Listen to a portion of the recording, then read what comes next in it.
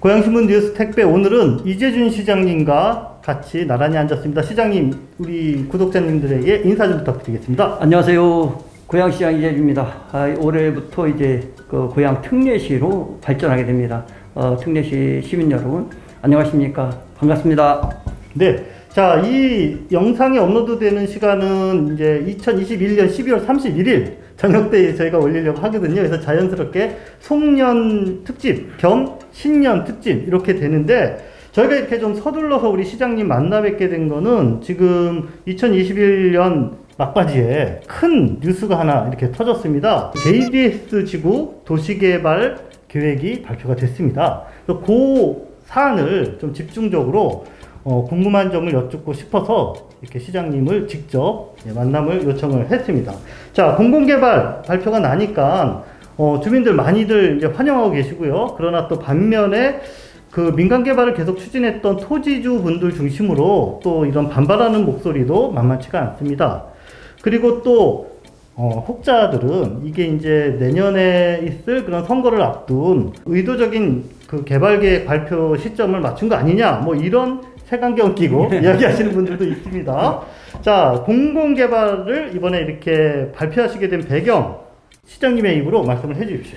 예, 고양시가 2035 도시계획을 이제 수립을 해야 되는 겁니다. 그래서 2018년부터 이제 추진을 해왔고, 그 결과물로서 이제 도시계획을 하는데, 그 중에 그 JDS 부근이 그 여러 개의 조합, 아파트 조합에 의해서 그 사업들이 추진되고 있었거든요. 이것이 사실상은 그 잘 안 될 뿐만 아니라 또 절대농지를 이렇게 바꾸는 이런 부분들에 대해서는 또 법적으로 허용되기가 어려운 부분들이 있습니다. 그래서 그 부분을 공공성을 담보하는 GH랑 우리 도시관리공사랑 이렇게 했을 경우에는 충분하게 개발 여력이 있다, 이렇게 본 것이고, 그래서 이 부분에 대해서는 2020년 말에 이제 첫 논의가 됐고, 21년 1월 달에 GH가 저희들한테 먼저 제안을 좀 했었죠. 그래서 이제 이렇게 된 거기 때문에 이것이 짧게는 1년, 그리고 길게는 3년 이렇게 추진된 거라. 그리고 또 저희가 그런 거 뭐 내년 선거 뭐 이런 것들 때문에 이런 거 한다는 것은 일부에서 괜히 흠집 내기 위한 것이고, 그렇게 도시계획은 진행되지 않는다는 말씀을 좀 드리겠습니다. 네, 알겠습니다. 자, JDS 자족도시 저희가 발표는 됐는데 아직 손에 잡히는 그런 좀 그림을 상상하기가 어렵거든요. 그래서 좀 알기 쉽게 이렇게 설명을 좀 해주시면은, 창릉신도시를 우리가 어느 규모구나 이런 거를 짐작을 하잖아요. 이렇게 비교를 해보면 요 JDS 쪽에 새로 개발되는 도시는 뭐 규모나 아니면은 그 세대수나 이런 거를 우리가 어떻게 짐작해 보면 될까요? 일단 구체적인 세대수는 아직 저희가 확정하지는 않았습니다만은, 수익성을 충족할 만큼의 이제 세대수가 들어가고, 나머지는 그 지역에 테크노밸리나 킨텍스 이쪽과 연계된 이제 우리 고양시의 마지막 남은 어떻게 보면 자족시설 용지이기 때문에 그걸 네. 확보하고, 네. 그리고 그 지역에 사실 교통이 상당히 안 좋습니다. 그래서 그쪽 지역을 아우르는 JDS 공공개발, 그 다음에 킨텍스, 테크노밸리, 영상밸리, 장안 공공택지, 이걸 아우르는 어떤 교통망에 대해서 있어야 될 필요성을 느꼈고, 그 합의서에 이번 그 내용을 담았습니다. 네, 지금 답변에서 두 가지 중요한 이야기 해주셨어요. 하나는 가족시설, 그 다음에 또 하나는 교통. 하나하나 좀 더 구체적으로 좀 여쭤보겠습니다. 지금 말씀하신 것처럼 그 이전에 이제 테크노밸리나 이런 데와 이제 시기적으로 여기는 어떤 특징을 가진 그런 자족도시로 이렇게 지금 구상을 하고 계시나요? 일단 테크노밸리 쪽에 들어가 있는 것이 의료바이오하고 영상 콘텐츠 쪽인데, 네. 마이스 쪽도 지금 사실상은 부족한 실정이거든요. 그래서 그런, 옛날에는 킨텍스가 한참 더 컸었어요, 범위가. 네. 그랬는데 그것이 인근에 이제 지원 용지를 아파트나 주복으로 이제 팔아서 그런 어떤 결핍, 그 다음에 이제 평화경제 특구를 저희가 지정을 하려고 했었는데, 네. 이제 파주시가 먼저 됐잖아요. 그래서 저희는 그런 부분이 지정이 안 돼서, 그러면 자체적으로 그런 사업들을 할 수 있어서 그런 어떤 내용들을 저희는 포함시키려고 하는 그런 계획들은 있습니다. 네, 알겠습니다. 자, 그 다음에 이제 교통 문제 말씀하셨잖아요. 그 JDS를 이렇게 계획하시면서 이제 트램, 그리고 또 이제 이쪽이 그 3호선 연장과도 연계가 되어 있지 않습니까? 그 교통에 대한 구상도 좀 말씀을 해주시죠. 예, 3호선이 수익성이란 측면에서 이제 자꾸들 얘기를 하고 그러는데, 어쨌든 저는 그 대화역하고 그 다른 어떤 역하고 연계되는 중간 지점에 JDS 공공지구인데, 그 지역에 저 정류장 하나는 추가해야 되지 않을까. 그거는 충분하게 BC도 나올 수 있고, 그 지역에서 빨리 가고자 하는 분들이 교통편을 대화역까지 안 오고 거기서 직접 탈 수 있게끔 해주는 것이 맞다, 그런 생각이 들고요. 이 얘기는 여기서 지금 처음 듣는데, 그러니까 3호선 연장에서 저희는 그 이제 가자 고양시 구간에서 거기를 생각했는데, 중간쯤에 만일 이 JDS 이거 개발과 연계해서 여기 하나 더 생길 그럴 가능성도 충분하다. 예, 저희가 그러한 요구를 이제 할 생각. 요구를 할 생각이다. 예, 왜냐면 그렇게 돼야 이쪽 지역에 이제 철도가 어떻게 보면 두 개가 되는 거죠. 네네. 그렇지 않습니까? 그래서 그런 부분이 있고, 그리고 이제 내부를 운행하는 신교통 수단을 저희는 고려를 하고 있다는 말씀을 좀 드립니다. 네, 트램이라고 특정하시진 않았지만 이제 신교통수단으로 합의서 내용대로. 네네, 합의서에 알겠습니다. 그렇게 돼 있습니다. 예, 그게 이제 그 지금 말씀하신 JDS와 또 이쪽 그 장항동 지금 이제 개발이 진행되는 그쪽을 아우르는, 저희가 그렇게 이해하면 되겠네요.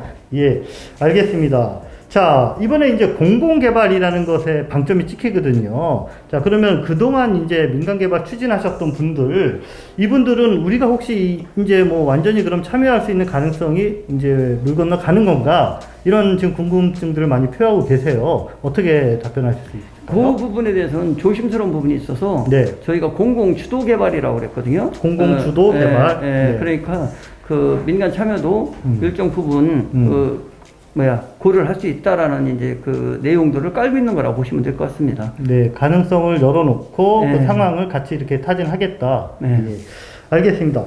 자, 그리고 이제 이런 대규모 개발 사업 이러면은 뭐 지금 또 시점이다 보니까 성남 대장동 사건이 불거지면서 이 개발 이익을 과연 투명하게 이게 이렇게 환수가 되는지, 이런 것에 대한 그런 시민들의 관심이 아주 높습니다. 예, 그 점 어떻게 생각하십니까? 그 점은 걱정 안 하셔도 될 것 같습니다. 이번에 법이 통과가 돼서 개발 이익은 어느 정도 수치를 넘어서는 부분에 대해서는 전부 다 환수하도록 이미 상위법이 개정이 되어 있고요. 저희가 공공주도 개발을 하는 것은 그동안 그 지역 조합주택을 하고 이익금은 그분들이 보라고 나머지 인프라나 불편한 교통, 도로 이런 것들에 대해서는 거기다가 이제 시가 지원하는 형태가 됐었거든요. 그래서 그러한 어떤 도시는 미래도시 상에 안 맞다. 그래서 창릉 3기 신도시처럼 그 지역의 인프라를 좋게 하고, 그리고 거기서 나오는 이익금을 그런 인프라나 교통편에 투자하게끔 해서, 사실 우리 도시관리공사나 지자체공사가 이 지역에 사업돼서 돈을 버는 것이 아니라 그쪽을 균형 발전을 하게끔 해드리고, 그리고 최고의 도시를 만들어서 그 도시에 사시는 분들의 삶의 만족도를 더 높여주는 거. 그러니까 어떻게 보면 당장의 이익보다는 사는 사람들이 사는 기간 동안 누리는 행복, 이런 쪽에 더 가치를 두는 개발 방식이라 저는 충분히 그런 것들은 걱정하지 않아도 될 것 같다, 이렇게 말씀을 드리겠습니다. 네, 알겠습니다. 자, 이제 시간표를 한번 짚어보도록 하겠습니다. 그 창릉 신도시는 이제 지금의 이런 이제 계획대로라면 2029년, 그리고 또 그 장안 공공주택은 2023년, 이렇게 이제 대규모 그 택지 개발이 이제 고양시에서 이제 마무리가 되는데요. 요 JDS 지구 도시개발 앞으로 어떤 절차를 이제 어떻게 밟아 나가서 언제쯤 이게 이렇게 윤곽이 드러날 것인지, 뭐 이게 구체적이진 않아도 그래도 이제 우리가 이렇게 상상할 수 있는 로드맵을 조금 제시를 해 주십시오. 예, 저희가 이런 사업을 하려면 지혜원이라는 곳을 통과해서 이게 어느 정도 사업성이 있다라고 이제 평가를 받아야 됩니다. 그 평가를 받고, 그러면 이제 의회, 그 경기도의회, 우리 고양시 의회를 통과해서 그렇게 해서 이제 확정이 되면 그 다음에 이제 실시계획 승인 그 절차에 들어가서 이렇게 하기 때문에 그런 기간이 한 2, 3년 걸릴 것 같습니다. 그러고 이제 추진하게 되면 그것이 이제 창릉 신도시 끝나고 뭐 한 2, 3년 그 안에쯤 되지 않을까, 이 타임 스케줄을 보면 그런 쪽으로 이렇게 보시면 어떨까. 근데 자세한 거는 제가 이제 시설 쪽 파트가 아니어서 지금 법률상 이렇게 가능한 시간들을 보면 그렇지 않을까, 이렇게 예측은 됩니다. 네, 저희 고양신문에서도 그런 일정표를 저희가 최대한 정보를 잘 보도해 드리도록 하겠습니다. 자, JDS 지구 도시개발, 고양시 라는 이런 이제 거대 도시의 어떤 미래를 위해서 어떤 의미를 갖는다. 이제 종합적으로 이렇게 이제 마무리로 좀 이야기를 해 주십시오. 창녕 신도시가 삼송지구, 향동지구, 화전지구, 행신지구에 텅 비었던 것을 하나의 연결성과 단일성 그리고 통일성을 갖게끔 이렇게 도시가 개발되는 거거든요. 네. 이쪽 지역도 마찬가지로 덕이지구, 가자지구, 대화지구 그리고 가운데가 텅 비어 있는 거예요. 그래서 그 도로도 없고 뺑뺑 돌아다니는데 교통도 불편하잖아요. 이런 것들을 상호 연결성과 보완성을 가져서 하나의 통일적인 그 어떤 도시개발 그런 것이 기존에 있는 도시들과의 어떤 보완제로 형성되면서 더 큰 미래 가치를 충족하는 도시로 만들어야 되겠다. 이런 그 측면에서 이것이 이제 설계가 됐다고 이렇게 보시면 될 것 같습니다. 네, 도시를 디자인하는 데 있어서 그렇다면은 이제 우리 고양시가 의도하는 그런 것을 거기에 투영하는 그 이제 방법론이 상당히 중요할 것 같은데요. 이 JDS 개발에는 이 고양시가 어느 정도 주도적으로 이거를 이렇게 핸들링하며 갈 수 있을지 좀 해주십시오. 인허가권이 저희한테 있기 때문에 어쨌든 GH공사나 경기도 이렇게 가치를 조율해 가면서 시민의 이익 그리고 어떻게 보면 고양시의 장기적인 고양시 자체적으로 공단을 만들거나 이럴 수가 없어요. 이런 사업 속에 자족시설 용지를 넣지 않으면. 그래서 그런 고양시의 어떤 일자리가 풍부한 도시 만드는 내용과 교통이 편한 도시를 만드는 내용을 집중적으로 여기를 담아야 되지 않을까 이런 생각을 해봅니다. 네. 지금까지 JDS 그 자족 신도시에 대한 구상을 우리 이재준 시장님으로부터 들어보았습니다.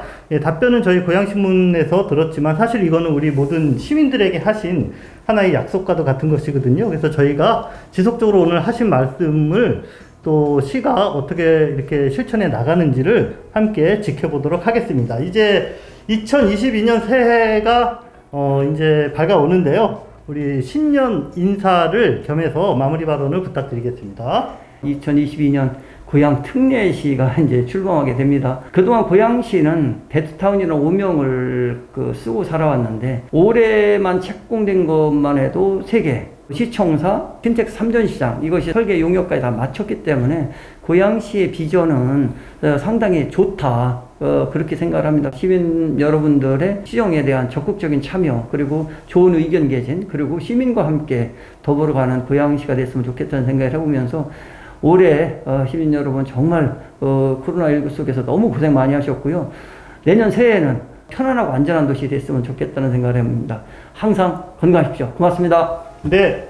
아울러서 고양신문 뉴스 택배도 오늘 2021년 마지막 인사를 여러분에게 드리겠습니다. 내년에도 더욱 순발력 있고 또 꼭 필요한 곳을 찾아가는 카메라가 되도록 하겠습니다. 우리 시장님이랑 같이 새해 복 많이 받으십시오. 인사하고 마무리할까요? 이렇게 손 드시고. 자, 새해 복 많이 받으십시오.